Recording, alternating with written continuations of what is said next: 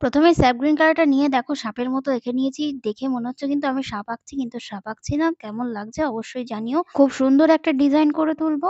অবশ্যই সাথে তো থাকো। সবার ১ম এ স্যাপ গ্রিন কালারটা নিয়ে নিয়েছি। স্যাপ গ্রিন কালারটা নিয়ে সাথে একটা হোয়াইট কালারও নিয়ে নিয়েছি। কিন্তু বেস না থাকলে কি ভালো লাগে?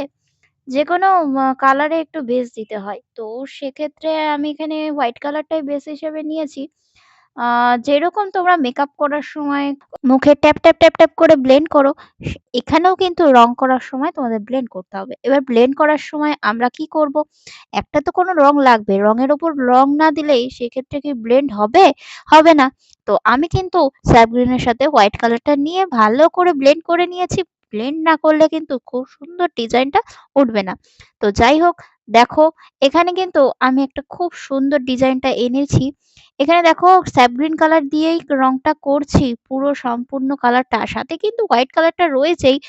আর তুলিটা দেখো আমি কিন্তু ৪ নম্বর রাউন্ড ব্রাশ দিয়ে করছি। আমার ৪ নম্বর রাউন্ড ব্রাশটা সবসময় সোজাই লাগে। এক্ষেত্রে আমার খুব ভালো লাগে। আর এখানে দেখো আমি হোয়াইট কালারটা নিয়ে নিয়েছি, কিন্তু হোয়াইট কালারটা দিয়ে আমি কিন্তু এখানে ফুলগুলো করে নিচ্ছি। এইবার কথা হচ্ছে কি ফুল করব? কি ফুল করব? এখানে তো একটা মানানসই কিছু লাগবে। তো সেক্ষেত্রে আমার মনের মতো এখানে একটা ফুল বসিয়ে দিলাম। দেখো ফুলগুলো কিন্তু দেখে মনে হচ্ছে একদম জ্যান্ত ফুলগুলো এখানে বসিয়ে দিয়েছি। তো যাই হোক, তোমাদের মাথায়ও কিন্তু এই ফুলটা দিয়ে দেওয়া যাবে। তোমরা যদি চাও আমি পাঠিয়ে দেবো। ট্রের থেকে রং নিচ্ছি আর হোয়াইট কালারটা ভালো করে লেপটে দিচ্ছি। এবার সাথে করে আমি কিন্তু রাউন্ড ব্রাশটা ব্যবহার করছি। আমি কিন্তু এখানে মনে রাখবে বারবার, আমি কিন্তু এখানে ফ্ল্যাট ব্রাশ ইউজ করিনি। ফ্ল্যাট ব্রাশ তোমরা চাইলে ইউজ করতেই পারো, নাও করতে পারো, কোনো সমস্যা নেই।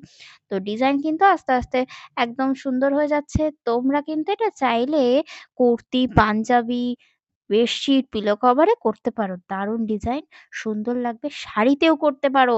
একটা লাল শাড়িতে যা ফুটে উঠবে না, ওফ!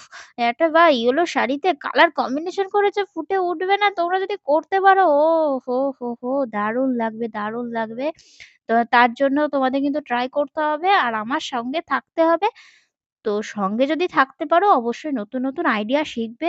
আমি নতুন, নতুন আইডিয়া তোমাদের শেখানোর চেষ্টা করব একদম বিগিনার্স দের জন্য। বিশ্বাস করো, একদম বিগিনার্স এর জন্য আমি এই পেইন্টিং গুলো নিয়ে আসছি। আশা করছি তোমাদের সত্যিই ভালো লাগবে।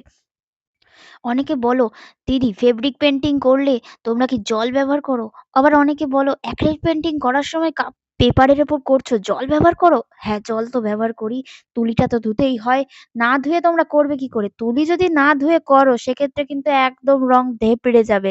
দে আর পচা দেখতে হয়ে যাবে।